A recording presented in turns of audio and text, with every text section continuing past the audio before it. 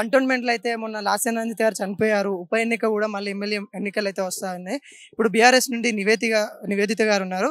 కాంగ్రెస్ నుండి శ్రీ గణేష్ ఉన్నారు. బీజేపీ నుండి అయితే వంశా తిలక్ ఉన్నారు. ఎవరు వస్తే కంటోన్మెంట్ డెవలప్మెంట్ అవుతుంది అనుకుంటారు? ఎవరొచ్చినా మాకు మంచి చేస్తే అదే చాలు సార్. మాకు ఎవరొచ్చినా మేము ఓటేసేదే. మా హక్కు మట్టుకు ఓటేసే హక్కు. మేము దేనికి ఆశపడే వాళ్ళం కాదు. మా ఓటు మా హక్కు మేము వెయ్యాలి. కానీ మాకు ఎవరొచ్చినా కూడా మాకు ఇల్లు లేవు. ఇన్ని సంవత్సరాల నుంచి మేము ఉంటున్నాం, మాకు ఇల్లు లేవు. కరెంటు ఉచితము మరి కరెంట్ ఇస్తా అంటున్నారు, అది ఇవ్వటంలా.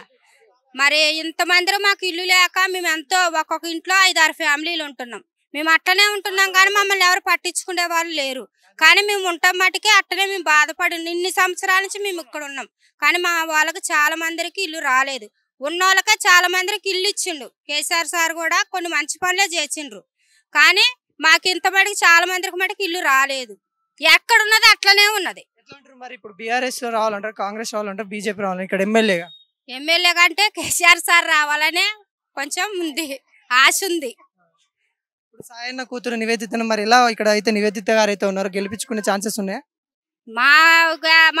మా బస్సు మొత్తం కొంతమందిని అనుకుంటున్నాము, ఇటు వేయాలో అటు వేయాలో కూడా మాకు కూడా తెలుస్తలేదు. ఎవరు వచ్చినా మాకు మంచి చేస్తే చాలండి, అదే చాలు. ఆయన కూతురు వస్తేనే బాగుంటది. మాకు డబుల్ బెడ్రూమ్ వచ్చింది కాబట్టి ఆమెకే వేస్తాం మా ఓటు. అవంతా వేస్ట్ అన్నా, ఈ కారు గుర్తుకే వేయాలి ఓట్లన్నీ. మా జైన్ వచ్చిన చాలా మందికి కూడా ఓట్లు డబుల్ బెడ్రూమ్ రాలే, అప్లికేషన్ పెట్టుకున్నారు కానీ రాలే.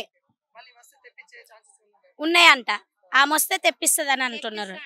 ఆమెకే వేస్తారు మా ఓట్లన్నీ. మా బస్తీలో ఎన్ని ఓట్లు ఉన్నాయి ఆమెకే. ఒక్కొక్క ఇంటికి 10-15 ఓట్లు ఉన్నాయి, అన్ని ఆమెకే వస్తాయి. ఇప్పుడు రేవంత్ రెడ్డి పాలన ఉంది కదా, మరి అటేమన్నా ఏమయ్యారన్నా? ఇంతవాటికి 10 సంవత్సరాల నుంచి రేషన్ కార్డులే లేవన్నా. మాకు 10 సంవత్సరాలు అయింది, రేషన్ కార్డులే లేవు. ఎవరు మంచి చేస్తే వాళ్ళకేస్తామని అంటున్నారు ఓట్లు. 10 సంవత్సరాల నుండి లేవంటారు. మరి ఇప్పుడు ఈ నివేదిత గారు గెలిస్తే చేపిస్తారని నమ్మకం ఉంది. మాకు నమ్మకం, ఫుల్ గ్యారంటీ ఉంది. నివేదిత వచ్చిందంటే మాకు ఫుల్ గ్యారంటీ ఉంది. ఆమె చేపిస్తా అన్నది, చేపిస్తుంది. ఆమెకే వేస్తాం మా ఓటు. మోరీలు వాటర్ లో కూడా మంచి కల్తీ వస్తున్నాయి అన్న, డ్రైనేజ్ నీళ్ళు వస్తున్నాయి. మాకైతే మాకన్నీ నిలబడి చేపిస్తా అంటేనే మేము ఆమెకి వేస్తా అన్నాం. అది ఉన్నోళ్ళకే చేసిండు ఫ్రీ, కూడా లేనోళ్ళకి ఏమి కూడా రాలే ఇంతవరకు. ఆ బస్సు ఫ్రీ వచ్చినా కూడా బస్సు ఎక్కుతుంటే ఆడోళ్ళకి అసలు ఏమీ రెస్పెక్టే లేదు. మహిళలకి 2500 ఇస్తా అన్నాడు, గృహ మహిళకి అది లేదు, ఏమీ లేదు. పింఛన్కి 4000 వేస్తాడు, అది లేదు. మేము మాత్రం కారుని గెలిపించుకుందామని చూస్తున్నాం అందరం.